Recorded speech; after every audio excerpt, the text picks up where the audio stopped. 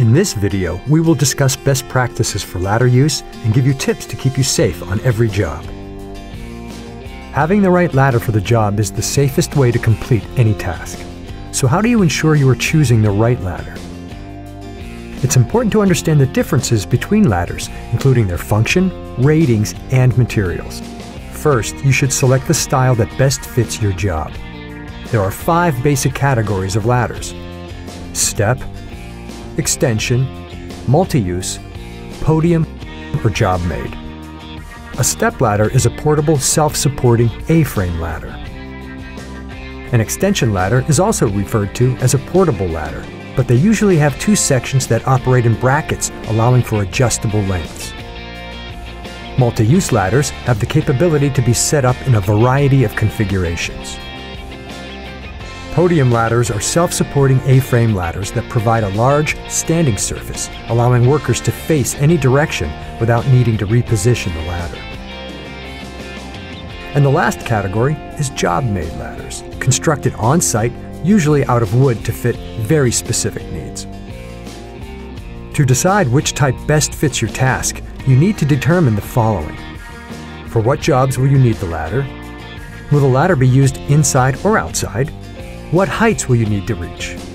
How much weight will be on the ladder, including tools and materials?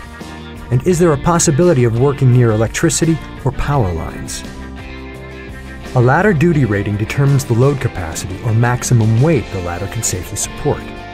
Calculate the workload, include the approximate weight of the worker, the tools needed, and the materials that will be used to complete the job. Then determine heights you will need to reach to complete the task. The maximum safe reaching height is approximately 4 feet higher than the height of the ladder. For example, if you needed to reach a 10-foot ceiling, you could safely use a 6-foot ladder. Finally, you should consider the materials used to construct the ladder, typically wood, aluminum, or fiberglass. Harsh conditions or specific chemicals will affect your choice of ladder. For example, if you're working around electricity or power lines, you need to choose a non-conductive material such as wood or fiberglass. Ladders are like any other tools on the job site. They must be protected from physical damage and kept in good working condition to ensure your work can be done safely and effectively. Before every use, you should perform a visual inspection of the ladder. First, check for missing or damaged feet. Ladders may have either non-skid pads for use on hard surfaces such as concrete and flooring, or metal feet for soft surfaces such as dirt and gravel. Next, check the side rails and rungs. Look for broken, slit, cracked, corroded, bent, or missing rails and rungs. Finally, check for any loose, corroded, or weakened hardware like bolts, rivets, fasteners, or latches. Defective or damaged ladders must be immediately tagged as defective and removed from service. Regularly inspecting and maintaining your ladder will extend the life of the ladder and help ensure your work will be done safely. When handling and setting up a ladder, always be aware of your environment and look for potential hazards or obstacles that could put you in an unsafe position. When carrying a ladder, grasp the rail toward the center to create a balanced load, and have a coworker help you carry long or heavy ladders, and also be cautious carrying a ladder through tight spaces. Always be aware of electrical lines and maintain a safe distance of at least 10 feet. When using a step ladder, open the ladder so that the spreader bar is completely horizontal and locked. Then check that all 4 feet are balanced and have secure footing. Never use a step ladder in a closed and leaning position.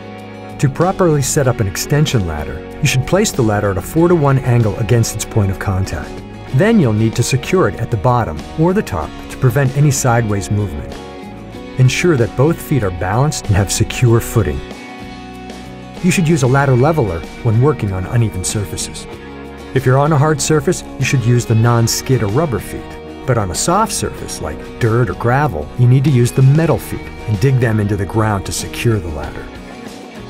When using the extension ladder for access, make sure the rails extend at least 3 feet above the landing surface or access point. Proper ladder setup not only helps prevent injuries, but aids in the efficiency of the task at hand.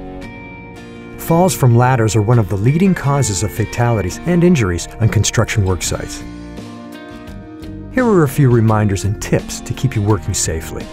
First, always read and follow the ladder safety instructions and load ratings. These instructions are usually located on the side rails. When climbing and working on a ladder, you should always maintain 3 points of contact, such as 2 hands and 1 foot, to prevent slips or falls. Don't overreach. The maximum reaching distance is about 4 feet above the height of the ladder. On an extension ladder, the highest standing level is 4 rungs down from the top, and on a step ladder, it's 2 rungs down from the top. Never set up a ladder in a high traffic area where other workers or machinery could bump or knock down the ladder. Never place a ladder upon other objects, such as boxes, or barrels, scaffolds, or other unstable bases, in order to obtain additional height. And never use improvised or homemade ladders, or carry out makeshift repairs to a damaged ladder.